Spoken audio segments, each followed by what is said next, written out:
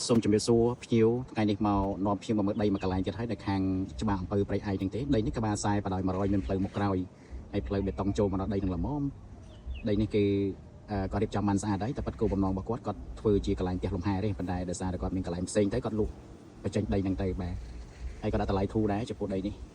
គឺតម្លៃធូរហើយខ្ញុំនឹងលំអិតបន្ថែមថាតម្លៃធូរប្រហែលសម្រាប់បងប្អូនចាប់អារម្មណ៍មើលដីធ្វើជាផ្ទះលំហែបាទនៅខាងព្រៃឯកហ្នឹងចុះពីផ្លូវ Tiger មកបន្តិចមកមើលដីនេះទៅ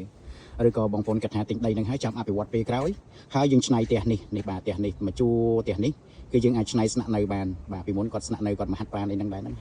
បាទយើងឆ្នៃស្អាតបន្តិចទៅជួបជុំបងប្អូនក្រុមគ្រួសារមកល្មមនៅកន្លែងនេះបាទល្អណាស់ដីនេះល្អខ្ញុំមើលទៅឃើញល្អដំបូងខ្ញុំមើលគាត់ផ្សាយតាម Google មកខ្ញុំមិនដឹងតែដល់ពេលចុះមកដល់បានដឹងថាអូខេគូឲ្យចូលចិត្តចាប់អារម្មណ៍បងប្អូនចាប់អារម្មណ៍សួរព័ត៌មានលម្អិតដីនេះគឺអាចទៅមកខ្ញុំសម្រាប់តម្លៃគាត់លក់ក្រោម1ការ៉េ200បងប្អូន1ការ៉េ200ចុះពីផ្លូវ Tiger មកបន្តិចទេអូខេអរគុណច្រើនខ្ញុំនឹងលំអិតទៅតាម Telegram ជូនអរគុណ